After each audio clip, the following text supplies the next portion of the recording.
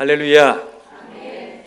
오늘은 예수님을 믿게 하는 증언들이라는 제목으로 함께 은혜를 나누고자 합니다. 사실 오늘 본문은요, 요한복음 5장 31절부터 47절까지 읽어야 됩니다. 근데 내용이 너무 길어서 제일 중요한 부분, 제가 2절만 여러분들과 함께 읽었습니다. 자, 오늘 본문 전체에서 이 말하려고 하는 주제가 어떤 주제인지 아십니까?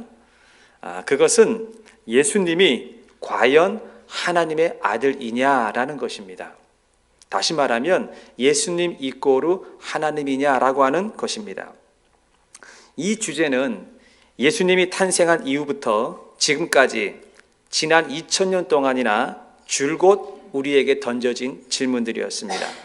그리고 대다수의 사람들은 이 질문에 대해서 매우 부정적인 입장을 취하고 있습니다.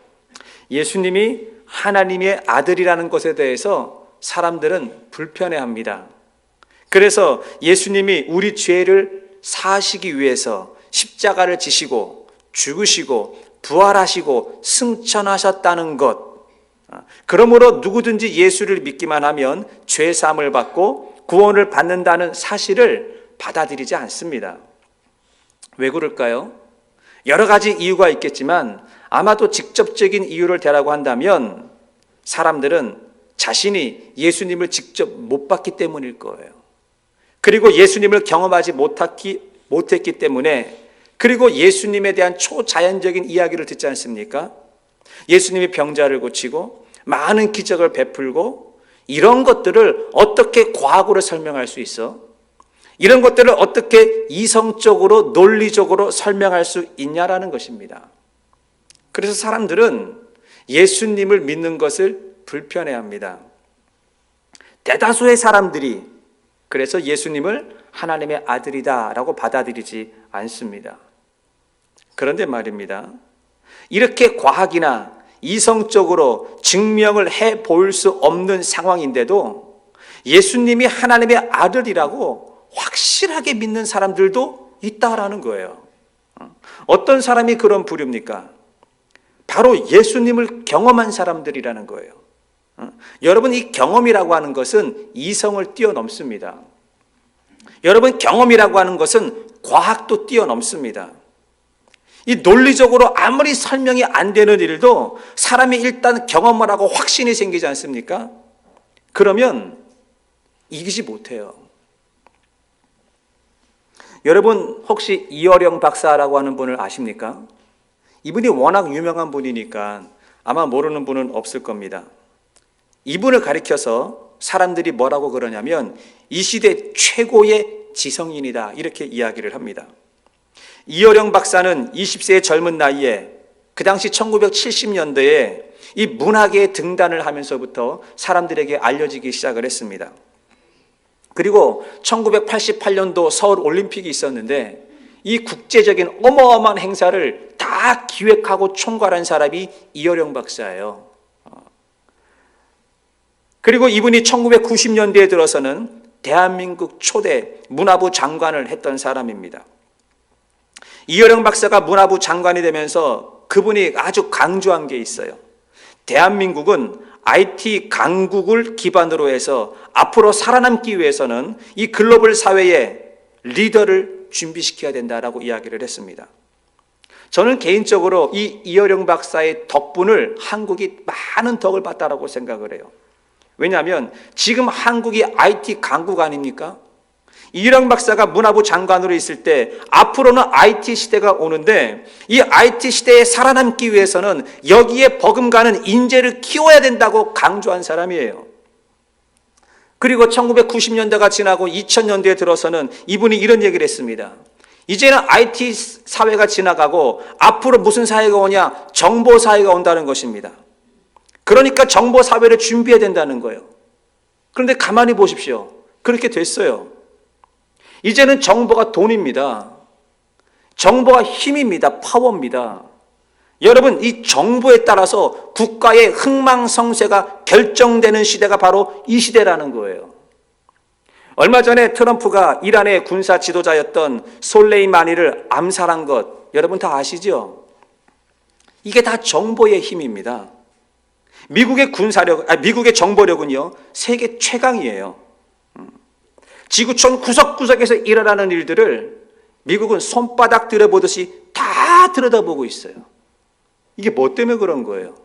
정보예요, 정보. 그리고 이효령 박사가 이제는 2000년대가 딱 지나면서 2010년, 2020년 접어들면서 이분이 무슨 말을 하고 있는지 아십니까? 앞으로는 IT 시대도 지나가고 정보 시대도 지나가고 이제는 무슨 시대가 오느냐? AI 시대가 온다는 거예요. 여러분 혹시 AI 들어보셨어요? 인공지능 시대. 그러니까 우리가 살아남기 위해서는 이 AI 시대를 준비해야 된다는 거예요. 사람의 이 감성, 이 도덕성에 이제 앞으로 큰 문제가 올 거라는 것입니다. 사람이 사람을 통해서 이 마음의 감정의 위로를 받는 것이 아니고 인공지능을 통해서 이제 사람의 감정을 교감하는 시대가 온다는 것인데 이것이 교회에도 큰 위기가 다가올 거라는 거예요. 하나님을 인격체로 대하는 것이 아니라 이제는 인공지능을 인격체로 대하고 그들과 마음을 나누고 그들과 상담을 하고 그들과 교감을 하게 된다라는 것입니다. 그러니 이 시대를 읽는 눈, 그분의 지성, 이효령 박사의 그 똑똑함, 이거는 그 어느 누구도 따라갈 수 없는 것을 우리는 인정을 합니다. 이런 이효령 박사는 무신론자였습니다. 하나님을 의지하기보다는 이성과 학문을 더 의지하던 사람이었습니다. 그런데 이분이 어느 날 갑자기 하나님을 믿기 시작을 했고 예수님을 영접을 하고 이 세상은 창조주가 계시다라고 선포를 했습니다. 예수 그리스도가 그분의 아들이라고 고백을 했다면 여러분 어떻게 생각하십니까? 이효령 박사가 무신론을 부정하고 하나님을 믿게 된 것은 100% 그분이 겪었던 경험 때문에 그런 것입니다. 이성과 논리로 이 세상은 설명이 안 되는 부분이 있어요. 이효령 박사가 암투병과 극심한 시력장애를 앓고 있는 딸을 두고 있었어요. 근데 그뿐이 아니라 그에게는 손자가 하나 있었는데 ADHD라고 하는 이런 병으로 고생하는 손자가 하나 있었습니다. 여러분 ADHD 아세요? 주의력 결핍 과다 행동 장애 증상. 여러분 이 병이 얼마나 힘든 병인지 아십니까? ADHD에 걸리면은요 사람이 정상적인 삶을 살 수가 없습니다. 옆에서 돌보는 사람이 너무너무 피곤합니다.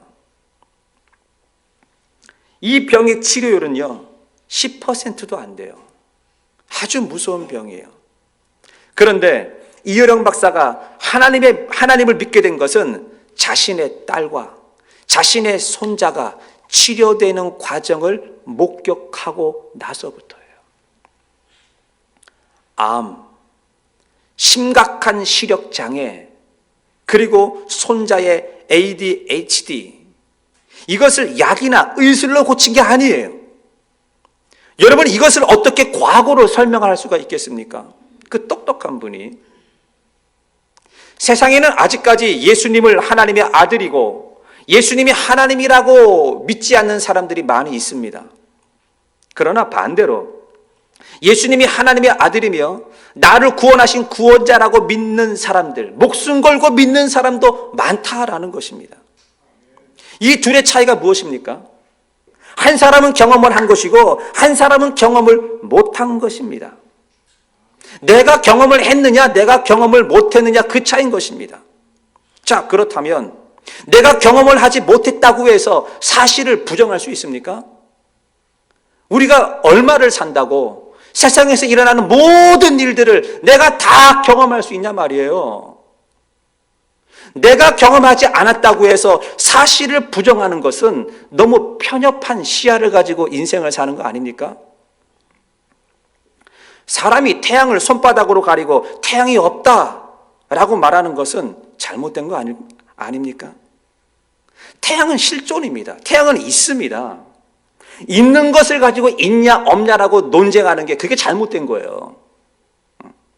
하나님은 사람의 말에 의해서 하나님이 계신다고 해서 하나님이 계시는 분이고 사람이 하나님이 안 계신다고 해서 하나님이 안 계신 분입니까? 그것이 아니라는 것입니다. 이거 한 가지는 우리가 꼭 기억해야 됩니다. 사람은 피조물입니다. 피조물이 창조주를 있다 없다 평할 수는 없습니다. 그럼에도 불구하고 인류의 역사는 2000년 동안이나 이 문제에 대해서 끊임없이 논쟁을 하고 있다는 것입니다. 예수님이 역사 속에 등장하는 실제 인물이냐 아니냐? 예수님이 과연 하나님의 아들이냐 아니냐? 예수를 믿으면 구원을 받는다는데 진짜 구원받냐 안 받냐? 여러분, 이 질문들에 대해서 어떻게 생각을 하십니까? 오늘 성경은 이 질문들에 대해서 이렇게 이야기를 풀어가고 있습니다. 요한복음 5장 31절과 32절을 보시게 되면 내가 만일 나를 위하여 증언하면 내 증언은 참되지 아니하되 나를 위하여 증언하는 이가 따로 있으니 나를 위하여 증언하는 그 증언이 참인 줄 내가 아노라. 내가 만일 나를 위해서 증언하면 그것은 진짜가 아니라는 거예요. 사실 그렇지 않습니까? 다른 사람이 나를 보고 인정을 해줘야지, 난 착한 사람이야, 나는 진실한 사람이야, 나는 이런 사람이야, 아무리 떠들어 보십시오, 사람들이 비아냥거릴걸요. 그런데 내가 나를 증거하는 것이 아니라 다른 사람이 나를 향해서 저 사람은 진짜 목사님 맞아, 저 사람은 정말 착한 사람이야, 저 사람은 진실한 사람이야, 이런 인정을 받아야 그게 진짜 인정받는 거 아니겠습니까? 그러니까 예수님이 그러셨어요. 내가 나를 위해서 증언하는 것이 아니고 나를 위해서 증언하는 이가 따로 있다라는 얘기예요. 따로. 객관적인 증거가 필요하다라는 것입니다. 우리 교회에 유스그룹에 파트타임으로 사역하는 조나단 전도사가 있습니다. 이 친구가 아직 학생이고 그리고 금요일과 주일만 제육에서 사역을 합니다. 평일날 시간이 좀 되니까 이제 직장을 잡으려고 일반 직장에 이 어플리케이션을 냈어요. 어느 날 나한테 전화가 한 통이 걸려오는 겁니다. 모르는 번호예요. 이 받을까 말까. 우리는 보통 모르는 전화번호 스팸인 줄 알고 잘 안 받지 않습니까? 근데 그 느낌이라는 게 있어요. 이걸 좀 받아야겠다라는 마음이 들어서 그냥 저는 모르는 번호 잘 안 받는데 이렇게 받았어요. 첫 마디가 뭔지 아세요? 거기 교회 맞습니까? 이러는 거예요. 교회라 그러니까 제가 이거 잘못 걸려온 전화가 아니구나 싶어서 예 맞습니다 그랬더니 당신 조나단이라고 압니까? 이러는 거예요. 우리 교회 사역자 아니에서 안다 그랬어요. 그러면 내가 조나단에 대해서 여기 어딘데 내가 조나단에 대해서 몇 가지 좀 물어볼 게 있는데 나한테 좀 시간을 내줄 수 있냐 그래서 물어보라 그랬어요. 그러면서부터 이제 막 저한테 질문이 쏟아지기 시작을 했는데 그 사람이 성실하냐? 이렇게 묻는 거예요. 그 사람이 책임감이 있냐? 이렇게 묻는 거예요. 그리고 이 사람이 일하다가 혹시 갑자기 사라지거나 도망친 적이 있냐? 아마 그 직장에서 누가 일하다가 간다는 말도 안 하고 그냥 도망쳤나 보죠. 그러니까 저한테 묻는 거예요. 이 사람이 일하다가 갑자기 말도 안 하고 사라진 적이 있느냐라고 물었습니다. 그리고 저한테 이러는 거예요. 너는 조나단을 몇 년간 알고 있었냐? 지금 너의 포지션이 뭐냐? 이렇게 묻는 거예요. 그리고 마지막 질문이 아주 가관이었습니다. 너가 지금까지 나한테 한 말에 대해서 넌 책임질 수 있냐? 이렇게 묻는 거예요. 순간 뜨끔한 거예요. 내가 지금까지 했던 말을 다 책임지라는 거예요. 그리고 내가 잠깐 생각해보고 내가 거짓말한 게 아니거든요. 지금 조나단이 우리 교회에서 사역을 하면서 저에게 보여줬던 모습, 성실하냐? 오케이. 책임감이 있냐? 오케이. 보증할 수 있냐? 괜찮은 사람이다.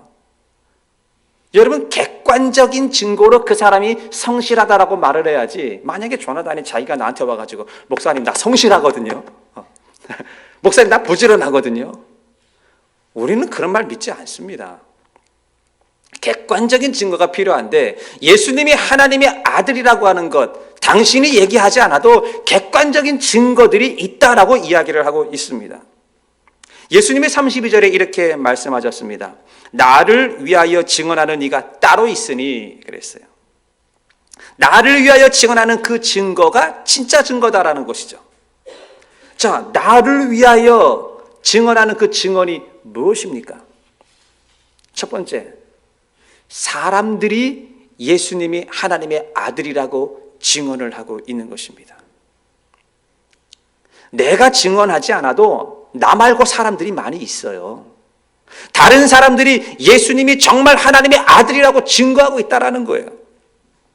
여러분, 사람은요, 영향력이 있는 사람이 있고 영향력이 없는 사람이 있어요.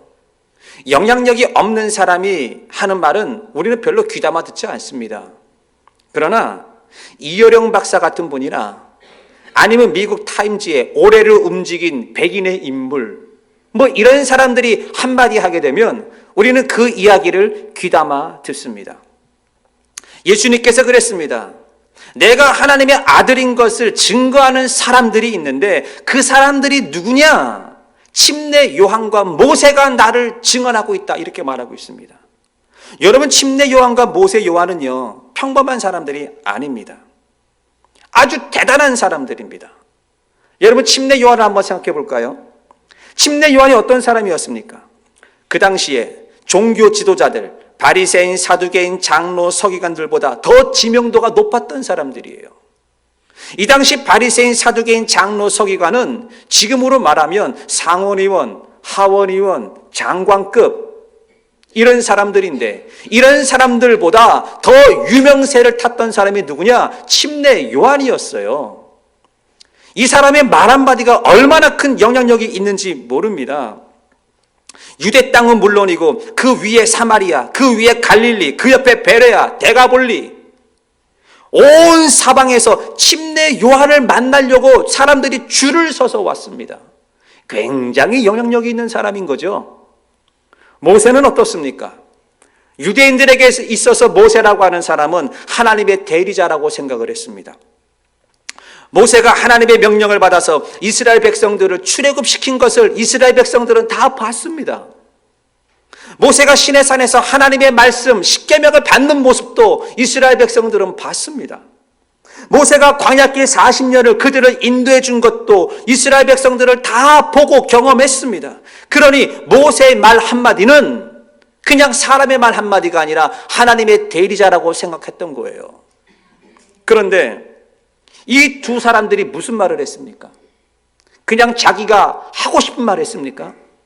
내가 그냥 생각나는 말들을 했습니까? 침례 요한은요, 구약 성경의 이사야를 근거를 대서 예수님에 대해서 증거를 했습니다. 모세라고 하는 사람은 적어도 하나님 앞에 직접 말씀을 받아서 대언하는 사람들이었습니다. 요한복음 5장 46절 47절을 보십시오. 모세를 믿었더라면 또 나를 믿었으리니 이는 그가 내게 대하여 기록하였습니다. 자, 모세는 하나님에 대해서 기록했다 그랬죠. 근데 47절에 보시게 되니까 그러나 이 글도 믿지 아니하거든 어찌 내 말을 믿겠느냐 그랬습니다. 사람들은 모세를 참 좋아합니다. 모세. 하나님의 대리자, 하나님의 대리자. 그리고 모세를 너무나 존경하고 모세를 너무나 따라다녔는데 문제는 뭐냐면 모세가 기록해 놓은 글도 믿지 않았다라는 얘기예요. 모세가 적어놓은 글이 뭡니까? 창세기, 출애굽기, 레위기, 민수기, 신명기, 모세오경인데 이걸 믿지 않고 그냥 사람만 좋아가지고 모세 이러고 쫓아다녔다라는 거예요. 모세가 정말로 하고 싶은 말이 무엇입니까? 모세오경에 무슨 내용이 기록되어 있습니까? 이스라엘 백성들이 출애굽한 사건이 기록되어 있어요. 모세오경을 보면 성막에 대한 이야기가 길게 기록되어 있어요. 모세오경을 보게 되면 이스라엘의 제사법들이 기록되어 있어요. 아, 그걸로 끝나는구나. 그게 아니에요. 여러분, 출애굽이 뭘 말하고 있는 거죠? 애굽에서 죽을 수밖에 없는 이스라엘 백성들을 모세가 출애굽해서 가나안 땅으로 들어가는 게 출애굽인데 이것은 이스라엘의 역사를 말하는 것이 아니라 예수님 이야기예요. 세상에서 죽을 수밖에 없는 사람들을 모세가 예수님을 대표하는 인물 아닙니까? 모세를 통해서 예수님을 통해서 가나안 땅 우리는 천국에 들어간다는 이야기가 출애굽기 이야기예요. 그러니까 출애굽 안에 예수님이 들어가 있는 거죠. 여러분, 성막도 그렇습니다. 성막도 결국은 예수님 이야기고 제사법, 번제, 소제, 화목제, 속제제, 속건제 이 모든 제사법도 결국은 예수님을 말하고 있는 거예요. 전부 다 예수님 이야기예요. 근데 이스라엘 백성들은 모세는 좋아하지만 그가 하는 말은 믿지를 않았다라는 것입니다. 하나님께서는 사람들에게 예수님에 대해서 알게 하기 위해서 기록된 하나님의 말씀을, 성경을 우리에게 주신 것입니다. 그런데 문제는 사람들이 성경을 모른다는 게 문제입니다. 모세는 좋지만 기록된 글은 싫다라는 거예요. 저는 오늘날 기독교가 세상으로부터 이 욕을 먹는 모습, 성도들이 세상 사람들한테 손가락질을 당하는 그 모습, 오늘날 목회자의 자질이 문제가 되고 있지 않습니까? 이런 총체적인 문제들이 어디에서 왔을까? 그것은 바로 성도들이 하나님의 말씀을 모르는 데서부터 오는 거예요. 요한복음 5장 38절을 보십시오. 그 말씀이 너희 속에 거하지 아니하니 이는 그가 보내신 이를 믿지 아니함이로라 그랬습니다. 말씀이 너희 속에 거하지 않는다는 게 무슨 뜻입니까? 우리가 말씀을 안다는 거와 하나님의 말씀이 내 안에 거한다는 것은 비슷한 이야기가 아니에요. 하나님의 말씀을 내가 안다는 거와 하나님의 말씀이 내 안에 머물고 있다는 것은 하늘과 땅 차이예요. 우리가 하나님의 말씀을 안다는 건 이런 거예요. 여러분 오병이어 이야기 아시죠? 물고기 2마리, 보르텍 5개로 5,000명을 먹이고 12광주리가 남았다. 너무나 유명한 이야기라서 교회 안 다니는 사람도 압니다. 또 성경에 유명한 이야기가 뭐가 있죠? 모세가 홍해를 가른 사건. 너무나 유명해요. 한국 저 남쪽에 가면은 거제도인가 어딘가에 가면은 1년에 한 번씩 바다가 갈라지는 증상이 있죠. 사람들이 그것을 보고 뭐라고 얘기합니까? 모세의 기적이다 이렇게 얘기를 해요. 그들은 성경을 믿어서 모세의 기적이라고 말하는 것이 아니라 성경의 스토리를 그냥 아는 거예요. 성경에 또 유명한 이야기가 있습니다. 예수님 탄생 사건. 요셉과 마리아를 통해서 예수님의 탄생하는 그 장면. 여러분 이 정도 이야기는요 절에 있는 스님들도 아는 이야기예요. 그런데 성도라고 하면서 우리 성도가 성경을 알고 있는 지식이 절에 있는 스님이 아는 지식과 똑같으면 되겠어요? 그게 성경을 아는 거예요. 그렇다면 그 말씀이 너희 속에 거한다는 건 무슨 뜻입니까? 어느 분이 건강검진을 받으러 병원에 갔습니다. 그런데 의사가 부르더랍니다. 선생님 좀 조직검사를 좀 한번 해봐야겠습니다. 이렇게 얘기를 했어요. 그 말을 딱 듣고요 병원에서 나오면서부터 의사가 하는 말이 마음에서 떠나지를 않는 거예요. 병원을 나왔는데 의사가 나보고 조직검사를 하지 밥을 먹는데도 그게 떠오르는 거예요. 잠자리에 누웠는데도 그게 떠오르는 거예요. 아침에 눈을 떴는데도 왜 조직검사를 하자고 하는 거야? 내가 좀 어디 문제가 있나? 가만히 있어봐. 의사가 나보고 언제 오라 그랬지? 그리고 그 오라고 하는 날짜에 모든 스케줄을 다 피하고 내 일정을 거기에 맞춰버립니다. 그래서 그 의사의 말 한마디가 내 삶에 영향을 주는 거예요. 말씀이 너희 속에 거한다는 건 바로 이거예요. 말씀이 내 속에 거하면서 내 삶에 영향을 주는 것. 그래서 하나님 말씀이 자꾸 생각나는 거예요.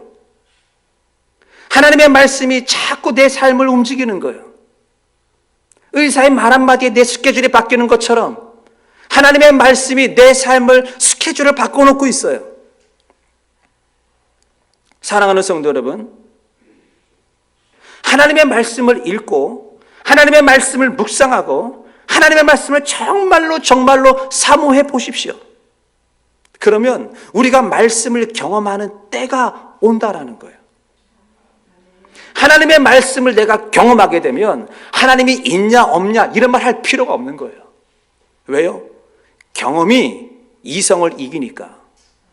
내 경험이 과학을 뛰어넘으니까. 저는 확신합니다.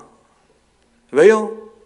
하나님의 말씀은 살았고 움직이기 때문에 여러분들이 하나님의 말씀을 아는 것으로 끝나는 것이 아니라 그 말씀을 내 묵상하고 그 말씀을 내가 자꾸 붙잡으려고 노력을 하다 보면 반드시 그 말씀이 내 삶에 영향력을 가져올 수밖에 없다라는 거예요. 그것이 하나님을 경험하는 삶이라는 것입니다. 그래서 저는 저와 여러분 모두가 다 하나님의 말씀을 아는 수준에서, 스님이 아는 그 정도의 수준에서 이제 좀 벗어나서 우리가 하나님의 말씀을 내 안에 새기고 그 말씀이 내 삶을 통해서 나타나는 삶을 살기를 주의 이름으로 축원을 드립니다. 두 번째, 예수님이 하나님의 아들이라고 하는 것을 누가 증거하고 있는 줄 아십니까? 하나님께서 직접 증거하고 있습니다. 요한복음 5장 36절을 보시게 되면 내게는 요한의 증거보다 더 큰 증거가 있나니 아버지께서 내게 주사 이루게 하시는 역사 곧 내가 하는 그 역사가 아버지께서 나를 보내신 것을 나를 위하여 증언하는 것이요 그랬습니다. 자, 이 구절에 보면 이 역사라고 하는 단어가 두 개 나오는데 이 역사라는 말은 우리가 잘 쓰지 않는 말입니다. 이 말을 우리가 좀 이해하려면 워킹, 우리가 일로 바꿔서 읽어야 돼요. 그래서 아버지를 하나님으로 바꾸고 역사를 일로 바꿔서 제가 다시 한번 읽어드릴 테니까 잘 들어보시기 바랍니다. 내게는 요한의 증거보다 더 큰 증거가 있으니 하나님께서 나에게 주사 이루게 하시는 일, 곧 내가 하는 그 일이 하나님께서 나를 보내신 것을 나를 위하여 증거하는 것이다 라는 겁니다. 자, 다시 한번 설명을 드리면 하나님께서 예수님에게 뭔가 일을 시켰습니다. 근데 그 일이 곧 하나님이 나를 시킨 일이고 내가 하나님의 아들이라고 하는 증거라는 것입니다. 자, 그러면 하나님께서 예수님에게 무슨 일을 시켰습니까? 무슨 오다를 내렸습니까? 십자가 지라는 거예요. 그리고 부활하고 승천하는 거예요. 이게 하나님께서 예수님에게 시키신 일이에요. 그 일이 내가 누구인지를 증거한다는 거죠. 여러분, 십자가, 부활, 승천, 이거는 사람은 절대로 할 수 없는 일입니다. 그러니까 이거 누구만 할 수 있는 거예요? 신적인 존재만이 십자가, 부활, 승천을 할 수 있는 거 아니겠습니까? 그럼 답 나왔잖아요. 예수님이 하나님의 아들이라는 것이죠. 자, 그렇다면 하나님께서는 왜 예수님을 통해서 그 신적인 능력을 부여해서 십자가와 부활과 승천을 하도록 하셨을까라는 것이죠. 이거 굉장히 중요한 질문입니다. 하나님이 왜 예수님 보고 십자가를 져라 그리고 부활하고 승천해라라고 하셨냐면 하나님이 우리를 너무너무 사랑하시기 때문에 그렇습니다. 우리는 이것을 그냥 그런갑다 이것이 아니라 내가 피부로 느껴야 돼요. 아, 하나님이 정말 나를 사랑하고 있구나. 내가 사랑을 못 느낀다고 해서 저 사람이 나를 사랑하지 않아, 그게 아니에요. 제가 얼마 전에 어떤 목사님을 만났습니다. 근데 그 목사님에게 들은 이야기입니다. 근데 이 목사님이 저보다 좀 연배가 좀 나이가 좀 많으세요. 그런데 이분이 늦둥이를 봤어요. 되게 창피하대요. 아들을 낳았는데 처음에는 너무너무 부끄럽더래. 머리는 희끗희끗한데 아들을 낳으니까 사람들이 손주냐 이렇게 묻더래요. 그런데요, 이 늦둥이 나신 분들은 되게 다 너무너무 이뻐 죽겠대. 여러분 경험이 없으시죠? 그렇죠? 늦둥이를 안 낳아봐서. 모르면 한번 가서 한번 놔보세요. 이 목사님이 늦둥이를 놓고 그냥 말로 표현을 못하는 거예요. 너무 이쁘대. 그냥 모든 게 다 이쁘대. 그런데요, 그 아들이 딱 정확하게 2달 만에 죽었어요. 2년도 아니고 딱 2달. 근데 더 가슴을 치는 일은 뭐냐면 왜 죽었는지를 몰라.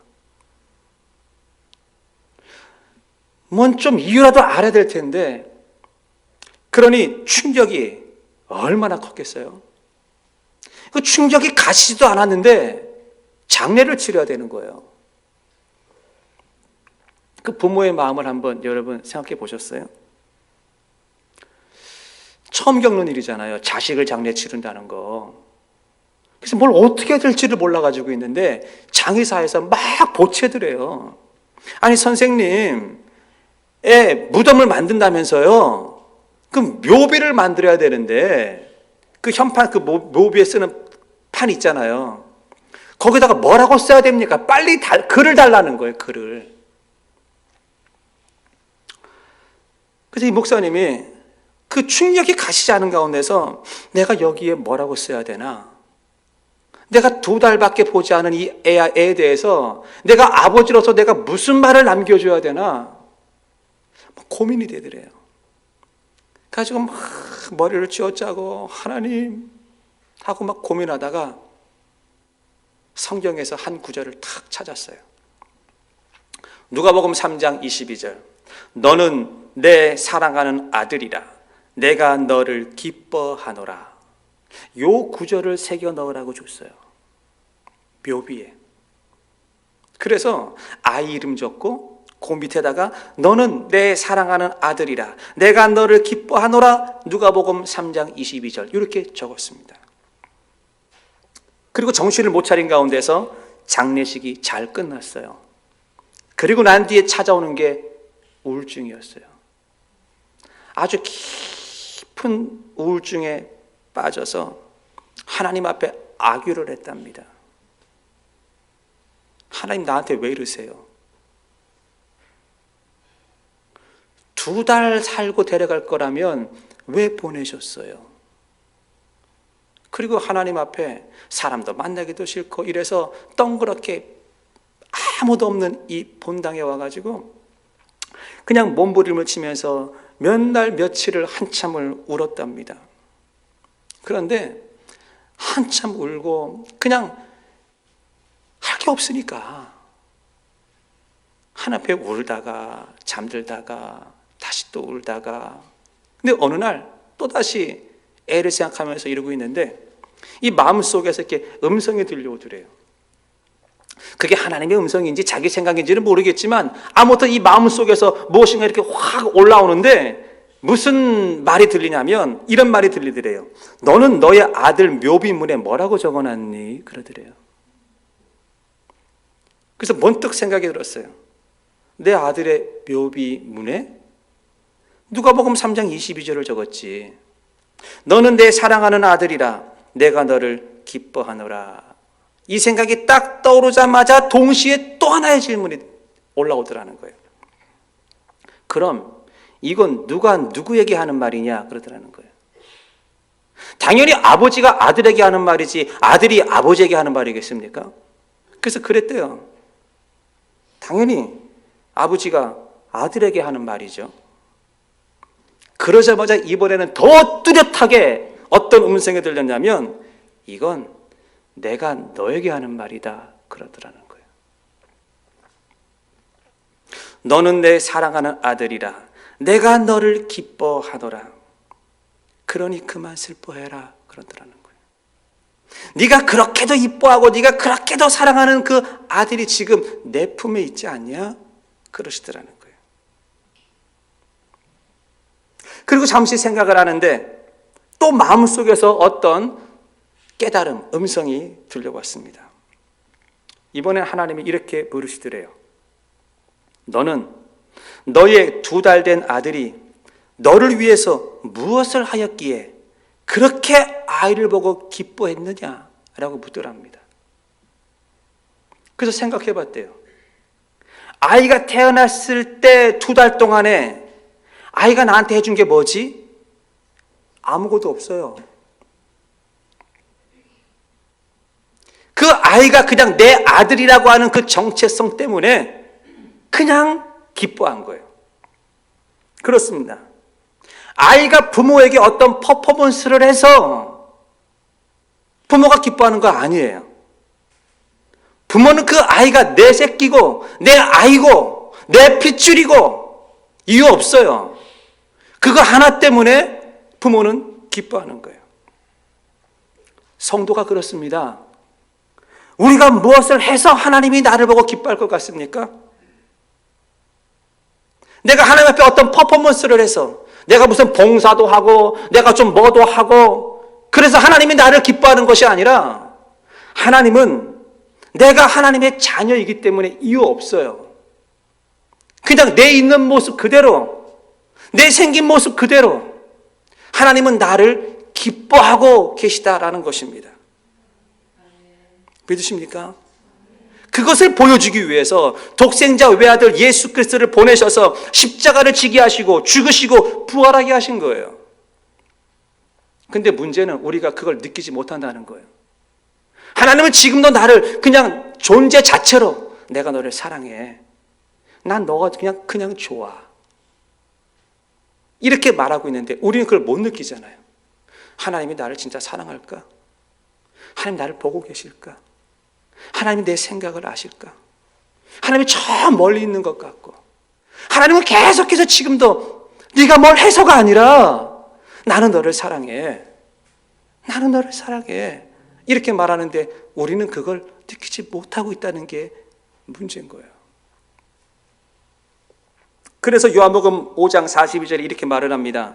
다만 하나님을 사랑하는 것이 너희 속에 없음을 알았노라 그랬습니다. 왜 사람들이 예수님이 하나님의 아들이냐 아니냐 이거 가지고 계속 논쟁을 하는 줄 아십니까? 하나님을 사랑하는 마음이 없기 때문에 그런 거예요. 하나님을 사랑하지 않기 때문에 하나님을 믿지 못하는 것입니다. 사랑하는 성도 여러분, 제가 설교 초반에 이런 말씀을 드렸습니다. 태양을 손으로 가린다고 해서 실존하는 태양이 없다라고 우리는 말할 수가 없습니다. 그렇다면 내가 하나님의 사랑을 지금 느끼지 못한다고 해서 하나님이 나를 안 사랑하냐? 그렇지도 않다라는 얘기예요. 내가 느끼든 내가 느끼지 못하든 하나님께서는 지금도 변함없이 저와 여러분들을 사랑하고 있다는 것을 믿으시기를 바랍니다. 중요한 건 내가 그 사랑에 민감해야 되고 내가 그 사랑에 내가 반응해야 되고 하나님이 지금 나를 사랑하고 있다는 것을 우리가 느껴야 한다라는 것입니다. 아멘. 그러려면 어떻게 되는 거예요? 하나님의 말씀을 스님이 아는 정도의 지식으로 끝나는 것이 아니라 그것을 읽고 묵상하고 받아들이고 내가 꽉 붙잡으려고 노력을 하다 보면 하나님이 정말로 나를 사랑하고 있다라고 하는 것을 우리가 느낄 수밖에 없다라는 것입니다. 결론적으로 우리가 잊지 말고 해야 될 것 두 가지가 있습니다. 그 첫 번째는 뭐냐? 하나님의 말씀이 내 안에 거하게 해야 합니다. 아는 것으로 끝나는 것이 아니라 하나님의 말씀이 내 안에 거하게 하려고 한다면 그 말씀을 읽으시고 그 말씀을 생각하시고 그 말씀을 묵상하시고 내 삶을 바라보면서도 하나님의 말씀을 생각하는 거예요. 그러면 우리는 반드시 하나님을 경험하게 됩니다. 두 번째는 하나님은 이전에도 우리를 사랑하셨고 하나님은 지금도 나를 사랑하고 계시고 하나님은 앞으로도 계속해서 우리를 사랑하실 분이라는 거예요. 내가 느끼든 느끼지 못하든 중요한 건 내가 사랑을 느끼지 못한다고 해서 나는 하나님이 나를 사랑하지 않아. 하나님은 지금 나를 버렸나 봐. 하나님은 지금 내 컨디션을 모르나 봐. 우리가 이런 공상과 상상과 망상 속에 빠져 있어서는 안 된다라는 것입니다. 사랑하는 성도 여러분, 우리가 하나님의 자녀입니다. 하나님의 자녀는 할 게 두 가지입니다.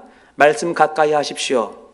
그리고 하나님을 진심으로 사랑하시기를 주의 이름으로 축원을 드립니다. 아멘.